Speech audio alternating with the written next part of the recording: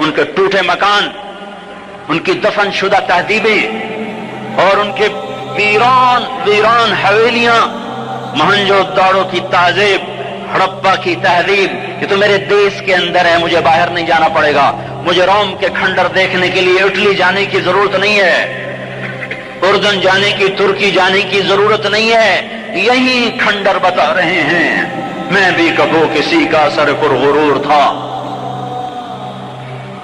یہ اللہ نے تہذیبوں کو کھنڈر کب بنایا؟ جب نافرمان ہوئے۔ لوط علیہ السلام کی قوم بے حیا تھی، ان کے کفر کا الزام سارے قرآن میں ایک دفعہ لگا ہے ان پر۔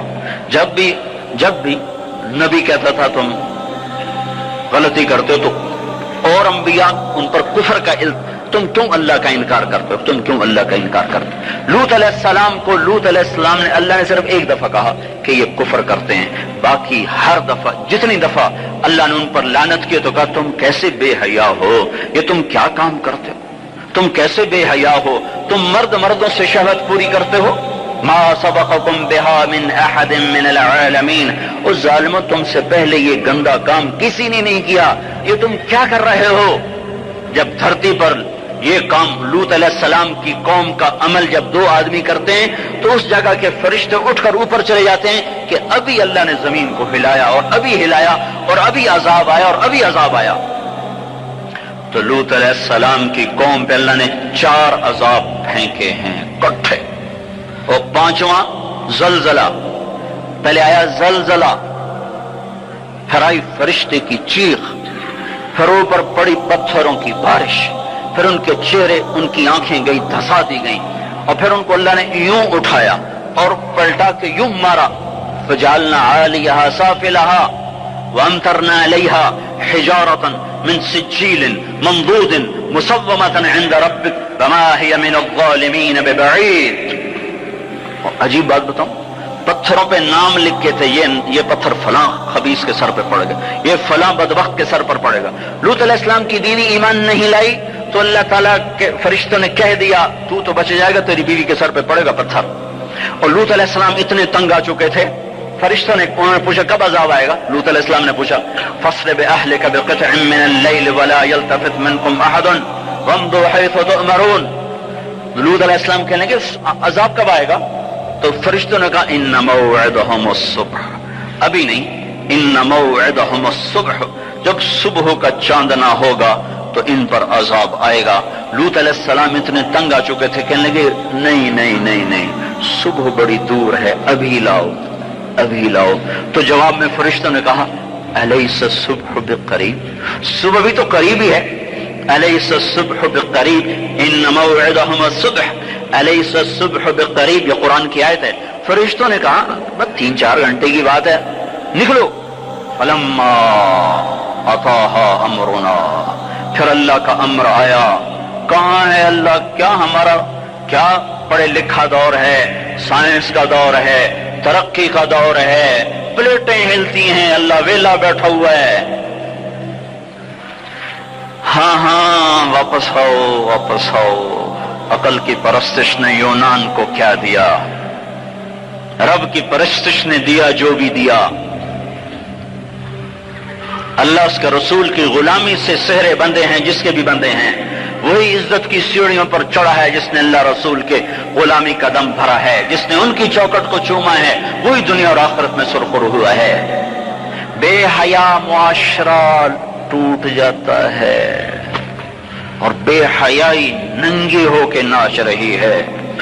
کیا حیرت کی بات ہے کہ ننگے ناچ سکرین پہ دکھائے جا رہے ہیں اور دیکھنے والے مزے سے بیٹھے دیکھ رہے ہیں، تو کیا میرے اللہ کو غیرت نہ آئے گی؟ میں یہ لوط علیہ السلام کی قوم کے علاقے میں پھرا ہوں، 300 میل کا علاقہ ہے، غور آج کل اس کو کہتے ہیں، پوری پٹی پہ پھرا ہوں۔ وہ سارا پہاڑی علاقہ ہے، اسلام آباد کے پہاڑوں جیسا، بڑے نہیں چھوٹے چھوٹے خوبصورت پہاڑ، چلتے چلتے ایک دم بیچ میں نشیب آتا ہے اور یوں زمین 300 میل تک بیٹھی ہوئی نظر آتی ہے۔ عربی زبان میں بیٹھی چیز کو غور کہتے ہیں۔ یہ زمین کیسے بیٹھ گئی؟ جب لوط علیہ السلام کی بستی کو اٹھایا اور اٹھا کر اوپر سے زمین پر مارا تو وزنی چیز جب زمین پر گرتی ہے تو دائیں بائیں زمین نیچے بیٹھ جاتی ہے۔ اس طاقت سے وہ بستی زمین پر گری کہ 300 میل تک ساری زمین بیٹھ گئی۔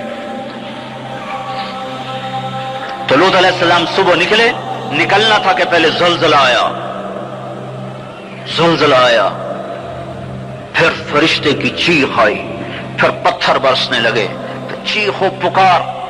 लूत अलैहिस्सलाम ने बीवी से कहा था पीछे ना मुड़ के देखना, पर अल्लाह का फैसला हो चुका था कि इसका भी सर टूटना है।